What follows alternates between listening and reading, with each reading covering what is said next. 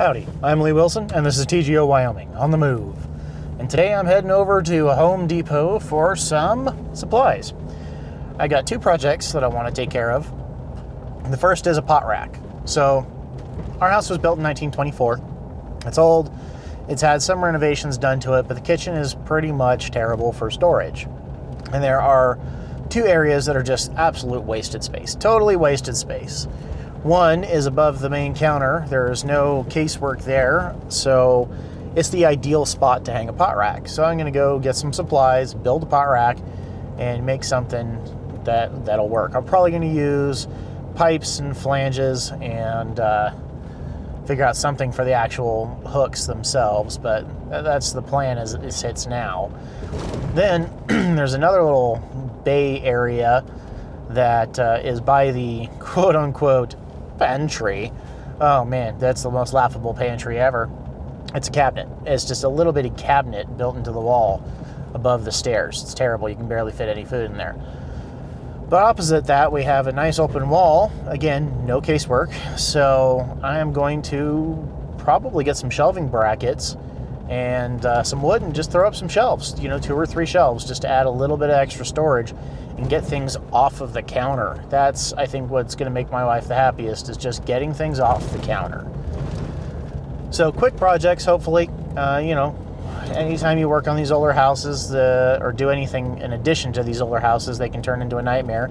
We have lath and plaster on the walls, so finding studs is not easy, and that's going to be a requirement for mounting everything I want to do today. So that'll be a fun challenge. Hopefully my stud finder is up for it.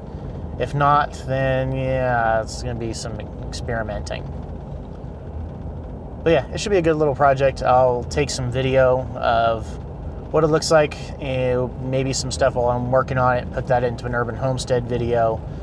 But it should be fun. It shouldn't be terribly expensive, but it should be something that really improves the usefulness of the kitchen, because happy wife, happy life. And she's not real happy when everything is cluttering the counters and you just don't have any place to work. I mean, yeah, sure, we can fit everything, but you don't have any place to cook. That's not good. So home improvements like that are definitely a worthwhile pursuit. And that's, again, tying everything back to the prepared-minded individual, proper mindset. You got to do things that make your life better today, in the now, and not just plan for a worst-case scenario in the future. That's the part of being what I would consider just a responsible adult.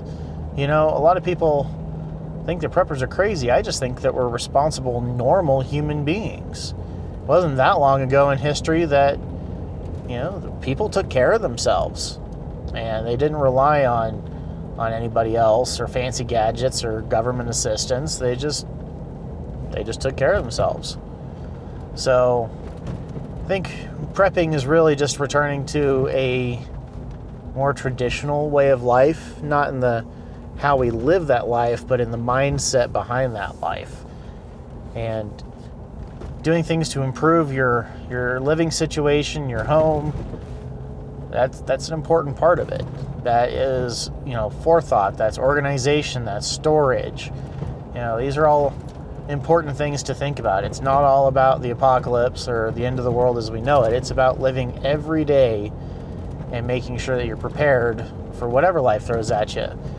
Be that a hurricane, tornado, earthquake, civil unrest, or just running out of counter space in the kitchen. So, be prepared and make shelving units. Yeah. So it's going to be a fun and busy weekend. Well, that's pretty much it for today. Hopefully you guys have found this video entertaining and or educational. And if you have, you know what to do. Leave me a comment in the comment box below. If you're not a subscriber, maybe consider subscribing.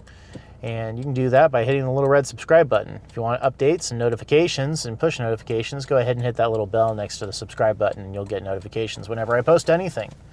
And of course, you can always do me a big favor and go check out the brand new TGOWyoming.com. And it's a brand new website. I'm posting blog articles. I'm working my butt off on it, and I think it's coming together. And there will be podcasts and video links and recommended reading selections. And of course, if you shop on Amazon, you might as well shop on Amazon through tgowyoming.com/support and click through the Amazon banner. Because if you're going to do your shopping anyway, if you do it through that link, it really helps me out, helps me pay the bills, keep the lights on, and get some new equipment and afford some new things for testing. So it doesn't cost you a thing, only costs you a tiny bit of time to go and click that banner, but it makes a huge difference to me and this channel and my family. So if you can do that, I'd be greatly appreciated. Or appreciative. I would not be greatly appreciated. You will be greatly appreciated. I will be very appreciative. So you can also share this video on your favorite social media platform. YouTube supports them all, so click that share button and share this with somebody or a group that you think might enjoy it. And if not, that's okay too. You can just, send me a tweet or something. And you can find me on Twitter at TGOWY, Facebook at TGOWyoming, and of course, you can follow me on Instagram, which is my favorite social media platform, under TGOWyoming. I post a new photo 5 days a week, which is pretty fun. I'm enjoying it. It really brings out the photographer in me. But I am using my phone. But that's a conversation that's already been covered, or in a more in-depth conversation for another day. So that's about it. As always, thanks for watching. Stay safe, shoot straight, and I'll see y'all next time.